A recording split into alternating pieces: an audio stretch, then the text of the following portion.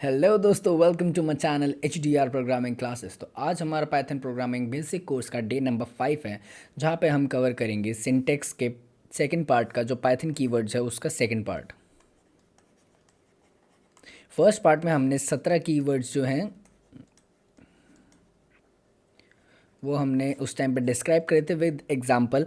और अगर जिसने वीडियो नहीं देखी है तो वो यहाँ पे ऊपर कोने में एक आई बटन आ रहा होगा, उसको क्लिक करके आप वहाँ पे पहुँच के उन सारे के सारे 17 कीवर्ड्स को देख सकते हैं। और बाकी के जितने भी अब 15 कीवर्ड्स बचे हैं या जितने 16 कीवर्ड्स हैं, हम उसको आज कवर करेंगे इस सेकेंड पार्ट के अंदर। तो चलिए शुरू करते हैं। चल चल चल चल चल गाड़ी स्टार्ट कर। अरे प्रभु प्रभु प्रभु, घर पे बैठ के पढ़ना है, गाड़ी की ज़रूरत नहीं है, मारने नहीं जाना किसी को, पढ़ने बैठना है, पढ़ने। हाँ, तो चलिए ये अब हमें बाकी के कीवर्ड्स पढ़ते हैं। ये हमारे 16 कीवर्ड्स जिनको आज की वीडियो में हम कवर करने जा रहे हैं विद एग्जांपल। तो एक बार आप इसका स्क्रीनशॉट ले लीजिए, फिर हम धीरे धीरे करके एक एक करके सारे के सारे कीवर्ड्स को समझते हैं। और आज के दिन में मैं भी आऊँगा। ये होप सो आपने ले ली होगी फ़ोटो, स्क्रीनशॉट। तो चलिए शुरू करते हैं। तो चलिए हमारा पहला कीवर्ड आज का समझते हैं, जो कि है import. Import date time. Import actually हमारा बेसिकली एक तरीके का फ़ाइल होती है जिसके अंदर हमारे कुछ सॉर्ट ऑफ कोड्स होते हैं, जिनके थ्रू जो है हम अपने चीज़ों को एक्सेस कर सकते हैं और हम अपने कोड्स के अंदर जो है उनको यूज़ कर सकते हैं। ये एक फ़ाइल होती है extension dot P Y extension के थ्रू जो है हमारे सिस्टम के अंदर सेव होती है जब हम इसे इंस्टॉल करते हैं। तो इम्पोर्ट के थ्रू जो है हम कई सारी चीज़ें जो है अपने कोड के अंदर इम्पोर्ट करवा सकते हैं।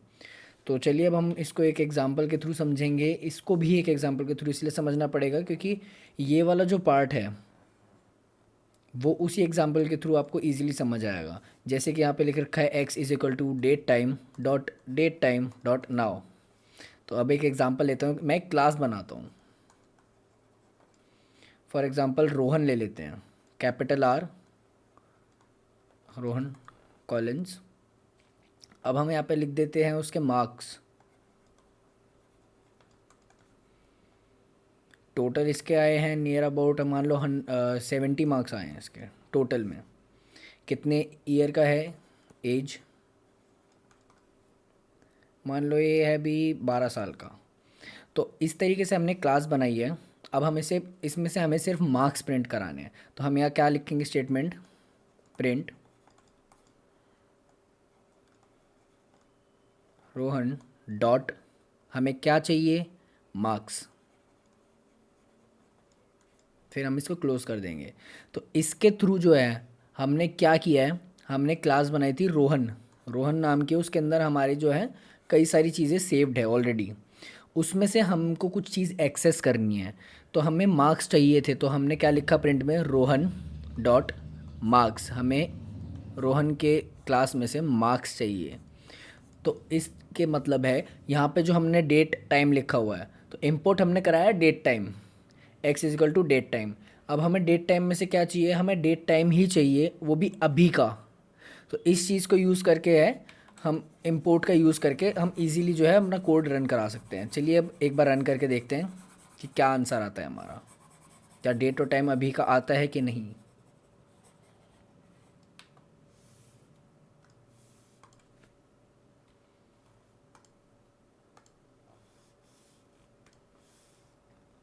सी, हमारा डेट और टाइम इकट्ठे आ चुका है जो हमने मांगा था। यहाँ तक कि मिली सेकेंड्स के अंदर भी दिया है इसने। देखो कितना ज़्यादा बारीकी से इसने इस चीज़ को करा है। तो इस तरीके से जो है इम्पोर्ट का यूज़ करते हैं और हम कोई भी चीज़ उसमें से एक्सेस कर सकते हैं। चलिए अब दूसरा कीवर्ड समझते हैं।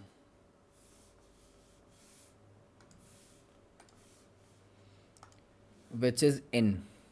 अब यहाँ पे आपको थोड़ा ज़्यादा मैसी सा लग रहा होगा, मैं इसको थोड़ा नीचे कर देता हूँ ताकि आपको ईज़िली समझ आए ये कोड क्या है और नीचे वाला कोड क्या है।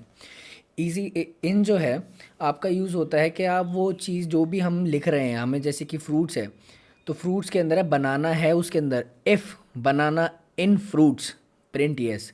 अगर ये वाला फ्रूट बनाना फ्रूट्स के अंदर प्रेजेंट है तो प्रिंट यस। तो ये क्या होता है, इन जो बेसिकली है हमारा चेक करने के लिए यूज़ होता है।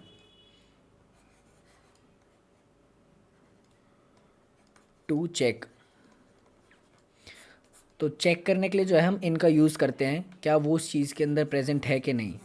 तो ये जैसे कि हमने यहाँ पे एग्जांपल रखा है, हमने फ्रूट लिया है, उसकी एक लिस्ट बनाई है। ये लिस्ट होती है हमारी, लिस्ट को हम स्क्वायर ब्रैकेट्स के थ्रू जो है हम बनाते हैं। इसको भी हम सारी चीज़ हम बाद में समझेंगे, अभी हमारा मेन फोकस जो है वो कीवर्ड्स पे है। तो यहाँ पे हमने एक लिस्ट बनाई है, लिस्ट के अंदर हमने एप्पल लिखा है, बनाना, चेरी। अब यहाँ पे हमने कंडीशन लिखी है, if banana in fruits print yes. तो चलिए अब हम इसको एक बार प्रिंट करके देखते हैं। बाकी का कोड्स को एक बार मैं कमेंट बना के उसको बंद कर देता हूँ, ताकि फालतू का कोड जो है आपको ना दिखाई दे, सिर्फ वही कोड आपको दिखाई दे और समझ में आए। तो कोड हो चुका है, इसको एक बार हम क्लियर कर देते हैं। तो चलिए अब हम कोड को रन करके देखते हैं। यस, इसका मतलब जो है हमारा बनाना जो है वो फ्रूट्स वाली लिस्ट के अंदर है।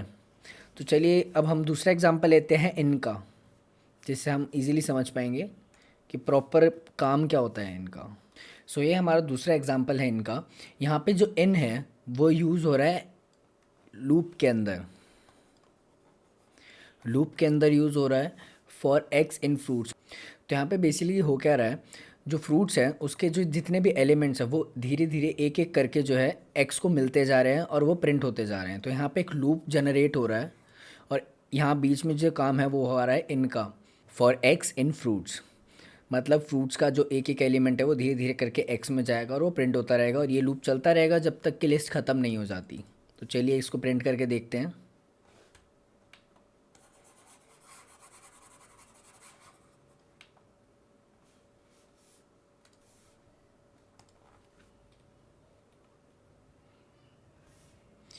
Apple, banana, cherry.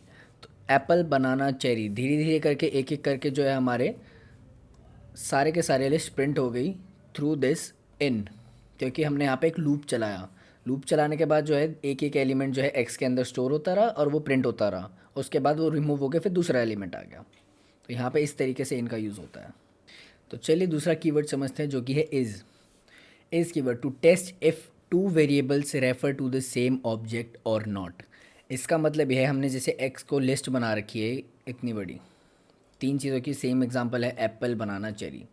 यहाँ पे जो है हमने वाई को भी एक्स से रेफ़र करा दिया, मतलब वाई के अंदर भी हमने एक्स की वैल्यूज़ जो है स्टोर करा दी। अब यहाँ पे हम करते हैं प्रिंट एक्स इज़ वाई। यहाँ पे ये पूछा है क्या एक्स जो है वो वाई के साथ सिमिलर है कि नहीं, उसके अंदर सेम वैल्यूज़ है कि नहीं। तो उसको चेक करते हैं, चलिए रन करके देखते हैं इसको।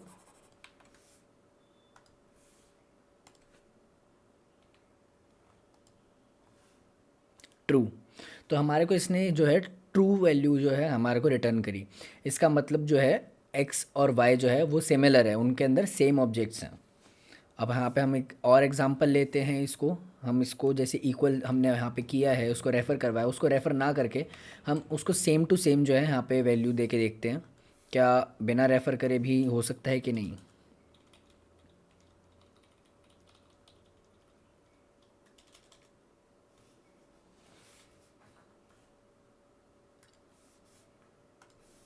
तो चलिए रन करते हैं।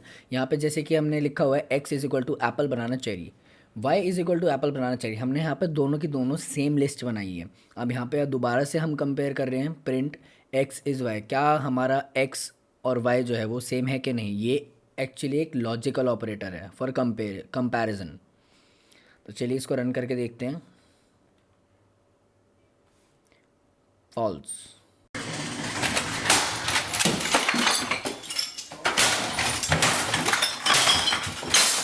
तो कुछ इसी तरीके से आप अपना सिस्टम तोड़ सकते हैं अगर आप चीज़ों पे ध्यान ना दे तो। मैं शुरुआत से कह रहा हूँ और बार बार कह रहा था, refer to test if two variables refer to the same object. Only ये रेफ़र के लिए ही काम करेगा। अगर यहाँ पे हम किसी दो ऑब्जेक्ट को चाहे लिस्ट को सिमिलर लिख दें तो नहीं काम करेगा। अगर हम यहाँ पे इस तरीके से रेफ़र करवाते हैं, यहाँ पे जैसे लिखा हुआ है, तो ही जो है ये इज़ काम करेगा कीवर्ड, वरना नहीं करेगा।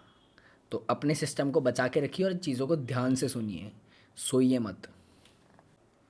Let's lead to the another keyword which is lambda. A lambda function is a small anonymous function it can only have one expression. Actually क्या होता है, लैम्डा का काम होता है हम कोई भी एक रैंडमली जो है फंक्शन जो है काम करवा सकते हैं तो विद द लैम्डा, बिना किसी ऊपर डिक्लेयर करे नीचे डिक्लेयर करे, हम लैम्डा के अंदर ही उसी के अंदर सेम जगह पर डिक्लेयर करके जो है हम एक एक्सप्रेशन जो है प्रिंट करवा सकते हैं। जैसे कि यहाँ पे हम एग्जांपल लेते हैं x is equal to lambda a. यहाँ पे हमने लैम्डा ए करवा दिया और कॉलन्स लगा के हमने आगे की एक्सप्रेशन लिख दी। लैम्डा सिर्फ एक ही एक्सप्रेशन कंटेन करेगा और कोई एक्सप्रेशन कंटेन नहीं कर सकता। फिर हमने यहाँ पे लिखा है प्रिंट x, ब्रैकेट्स में हमने लिख दिया 5, मींस x के अंदर जो हमारा ये वाला वेरिएबल है a, लैम्डा a लिखा है, जहाँ पे a के अंदर जो है हमारी 5 की वैल्यू जो है स्टोर हो जाएगी। और कॉलन्स के अंदर जो हमारा एक्सप्रेशन है उस जहाँ पे हमने सेम के सेम चीज़ें लिखी हुई है वहाँ पे 5 चला जाएगा और प्लस 10 हो जाएगा और ये एक्सप्रेशन जो है एग्जीक्यूट होके वापस से प्रिंट में आके प्रिंट हो जाएगा हमारा आउटपुट में। तो चलिए इसको एक बार रन करके देखते हैं, उसके बाद फिर मैं इसको दोबारा एक बार बताऊंगा अगर आपको समझ नहीं आ रहा तो।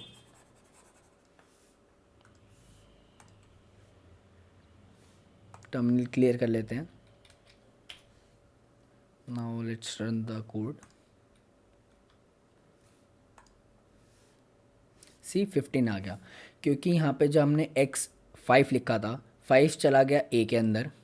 फिर यहाँ पे जो एक्सप्रेशन लिखी थी हमने, लैम्डा के बाद सिर्फ सिंगल एक्सप्रेशन लिख सकते हैं, इस चीज़ का ध्यान रखना।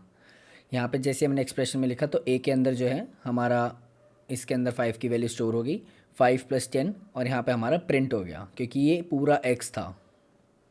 तो चलिए अब दूसरा समझते हैं keyword which is none. None keyword basically हमारा कुछ भी नहीं होता। नन का मतलब कुछ भी नहीं। इवन ज़ीरो, चलता क्यों नहीं है बीच बीच में, इवन ज़ीरो और 5 मतलब खाली जो कहते हैं हम जिस एलिमेंट्स को, 5 जो है वो बिल्कुल एम्प्टी होता है और हमारा ज़ीरो, इन दोनों के अंदर भी जो है एक तरीके से हम इसको वैल्यू ही मानते हैं। नन का मतलब बिल्कुल ही कुछ नहीं है, उसके अंदर खाली है। फॉर एग्ज़ाम्पल ऐसे हम प्रिंट करा के दिखाता हूँ आपको, ना यहाँ पे ज़ीरो आएगा, ना यहाँ पे आएगा, ना फॉल्स आएगा, ना कुछ आएगा, यहाँ पे सिर्फ नन आएगा क्योंकि उसके अंदर अभी कुछ भी वैल्यू हमने स्टोर नहीं कराई है, हमने बस उसके एक डिक्लेयर करके छोड़ दिया है। चलिए प्रिंट कराते हैं इसको। टर्मिनल दोबारा क्लियर कर लेते हैं।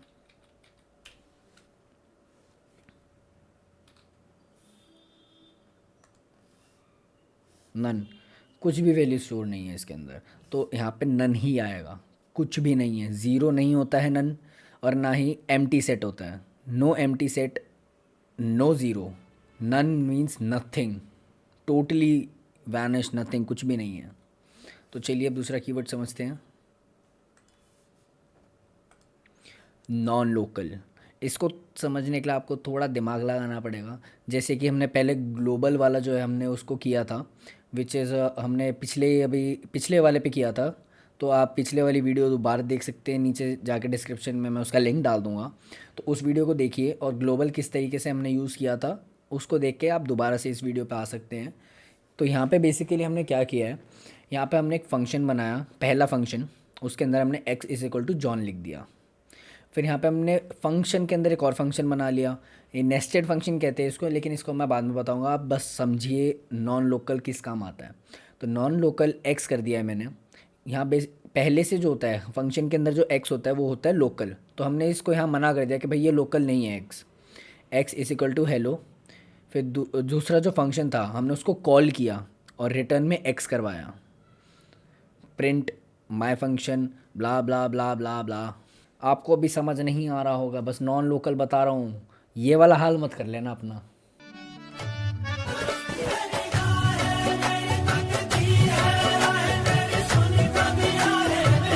तो यहाँ पे हुआ क्या है, नॉन लोकल जो है बेसिकली ये काम आता है कि हम जो भी फंक्शन लिखते हैं, फिर चल नहीं रहा है जो ये फंक्शन है, फंक्शन के अंदर अगर हम कोई वेरिएबल लिख के उसको वैल्यू असाइन करते हैं तो हम उसी फंक्शन के अंदर उसको यूज़ कर सकते हैं। फंक्शन से बाहर जो है हम उस वेरिएबल को नहीं इस्तेमाल कर सकते। तो हमने क्या किया है, यहाँ हमने इसको नॉन लोकल बना दिया, जिसकी वजह से जो है हम इसकी वैल्यू को बाहर भी एक्सेस कर सकते हैं। और जो हमने बाहर यहाँ पे x is equal to John लिखा है, ये इसको ओवरराइट कर देगा, क्योंकि हमने सबसे पहले समझा था कि x is equal to John और यहाँ पे मैं दोबारा से वैल्यू दूंगा x is equal to hello. तो यहाँ पे जो है हमने इसकी वैल्यू को ओवरराइट कर दिया। तो अगर हम इसे प्रिंट कराएंगे x, तो हमारे को आउटपुट में मिलेगा हेलो।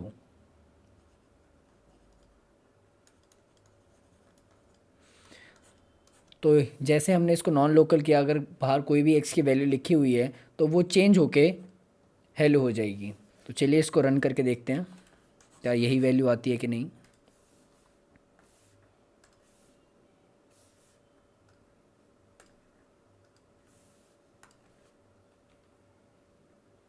देखो यहाँ पे हेलो आया है।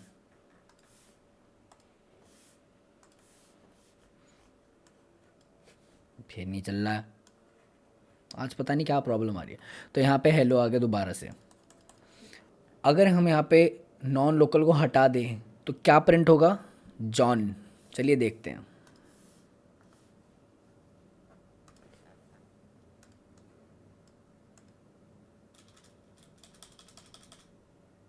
Let's print. क्लियर कर देते टर्मिनल को। Delete, run the code, John. क्योंकि ये फंक्शन इस फंक्शन के बाहर एक्सेस नहीं हो सकता। तो इस तरीके से जो है हम यूज़ कर सकते हैं नॉन लोकल को। तो चलिए अब दूसरा समझते हैं। Which is not. यहाँ पे ये थोड़ा कंफ्यूजिंग है। आपका इसका काम शायद थोड़ा कम ही आएगा, वैसे रेयरली है हम इसका यूज़ करेंगे, बट स्टिल एक बार समझ लेते हैं इसका काम क्या है। If the statement is not true then it will return true. अगर हमारी स्टेटमेंट जो है वो फॉल्स है तो ये हमारे को ट्रू देगा। x is equal to false, ये फॉल्स नहीं मतलब गलत है। तो बेसिकली यहाँ पे क्या है? Print not x। यहाँ पे हमने इसको लिखा और अब हम इसको प्रिंट करा के देखते हैं क्या सही में हमारे को ये ट्रू रिटर्न करेगा। क्या हमारी ये स्टेटमेंट ऑलरेडी हमारी गलत है। तो यहाँ पे पूछ रहे क्या x ट्रू है, यहाँ पे फिर आना चाहिए ट्रू कि वो फॉल्स है, गलत है।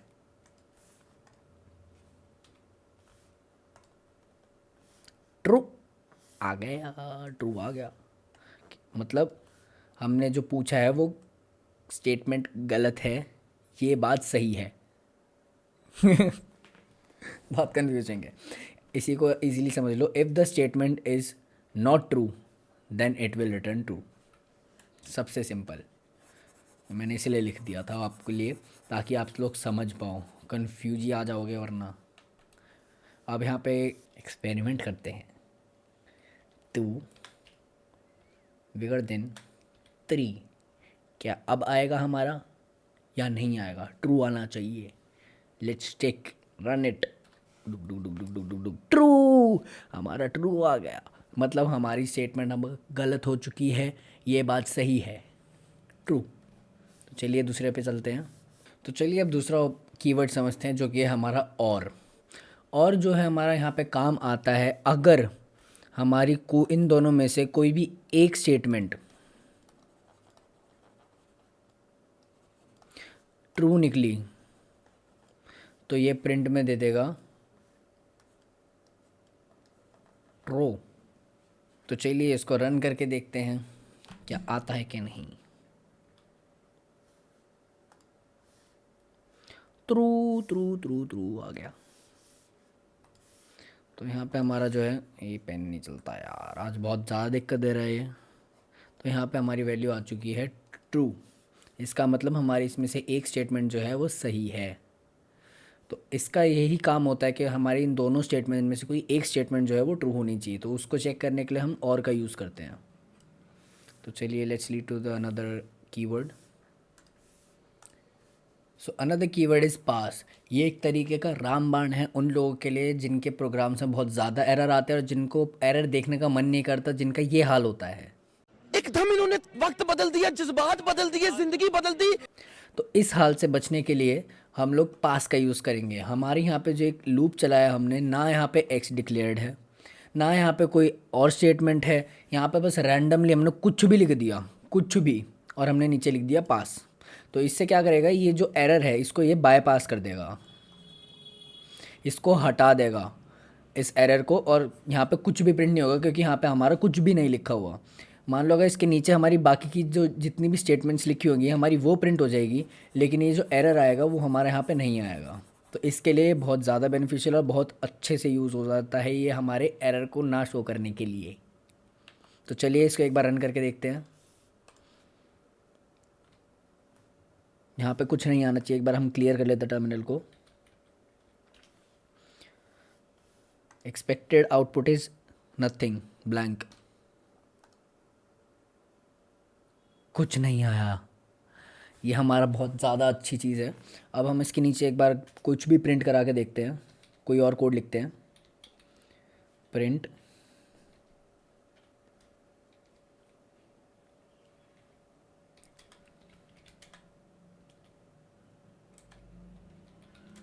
हो गया ना print, let's run the code.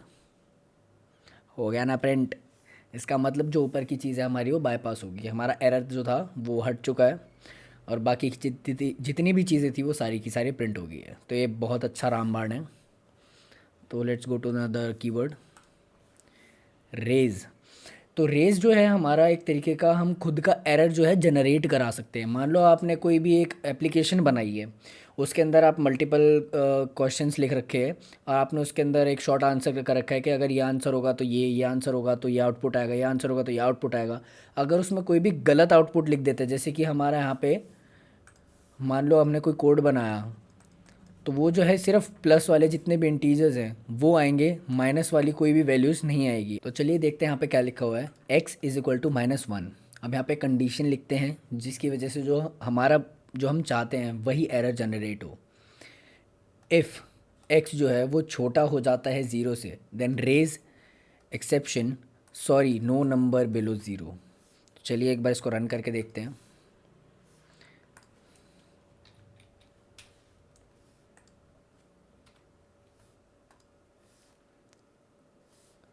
Sorry no number below zero, हमारा यहाँ पे जो है एक एरर जनरेट हुआ है, एक्सेप्शन आया है हमने जो रेज़ करवाया था, sorry no number below zero. तो हम इस तरीके से जो है हम प्रोग्राम्स बना सकते हैं और उनके अंदर इन चीज़ों को लिख के हम एक एरर भी जनरेट करवा सकते हैं। तो इसका बहुत ज़्यादा यूज़ है। तो चलिए अब दूसरे वाले कीवर्ड पे जाते हैं, विच इज़ रिटर्न।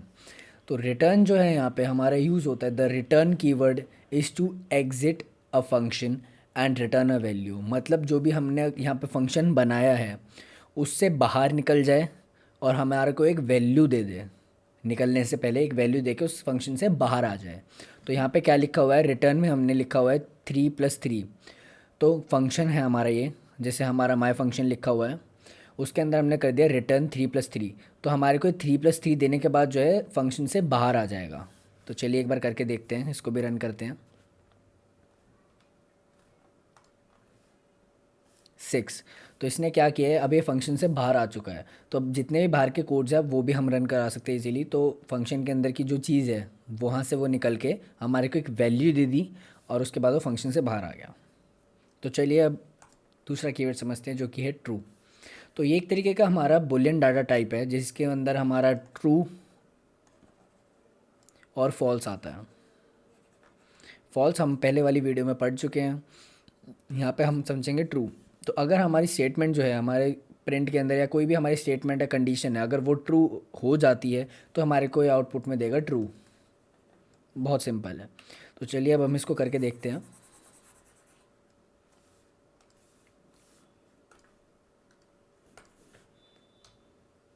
पहले टर्मिनल क्लियर करेंगे। चलिए अब रन करते हैं। ट्रू, तो हमारे यहाँ पे जो है ट्रू आ चुका है। This is this much of true. तो चलिए अब दूसरा वाला समझते हैं, ट्राई। तो ट्राई जो है हमारे पिछले प्रोग्राम्स में भी यूज़ हुआ है।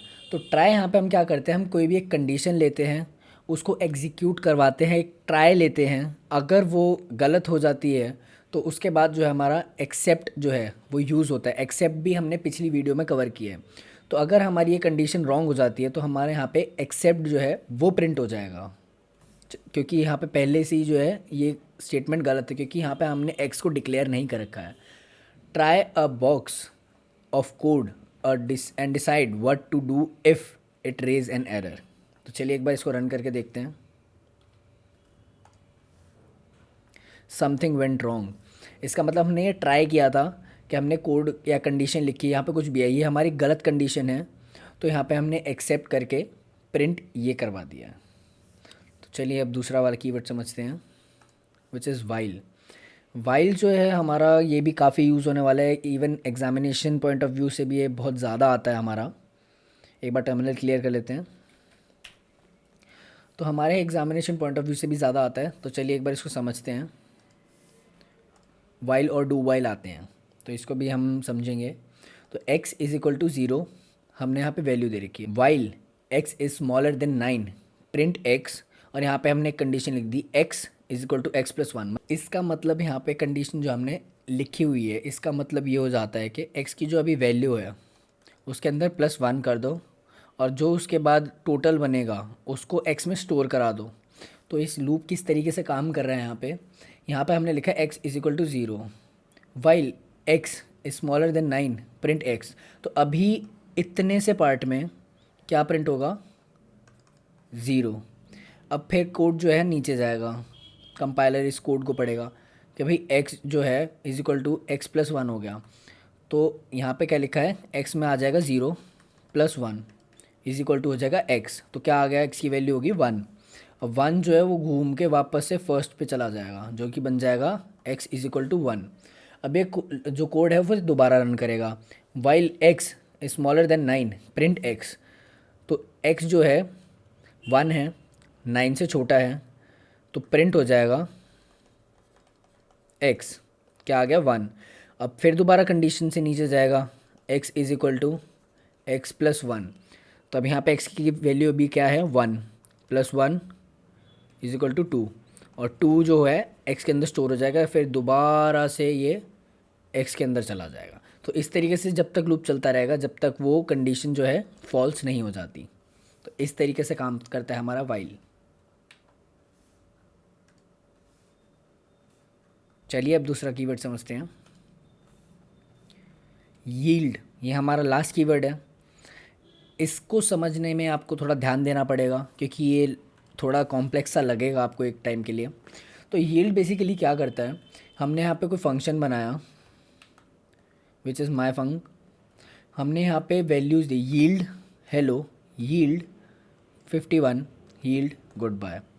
हम इसको क्यों यूज़ करते हैं, it is use to return a list of values from a function. मतलब जितनी भी हमारे इस फंक्शन के अंदर जितनी भी वैल्यूज़ है उसको हमारे को आउटपुट में दे देगा इकट्ठे। हमारे को एक एक करके हमें नहीं मिलनी पड़ेगी, हमें एक एक करके उसे नहीं एब्स्ट्रैक्ट करना पड़ेगा, ये इकट्ठे जो है जितनी भी चीज़ें हैं सारी वैल्यूज़ जो है हमारी निकाल के दे देगा टर्मिनल के अंदर। और हमने यहाँ पे x से है, x के अंदर जो है हमने फंक्शन को स्टोर करा दिया, मतलब जो फंक्शन है हमारा वो x के अंदर स्टोर हो चुका है। फॉर z इन x, हमने यहाँ पे भी एक लूप लगाया है, for x in z print z। तो चलिए अब हम इसको करके देखते हैं।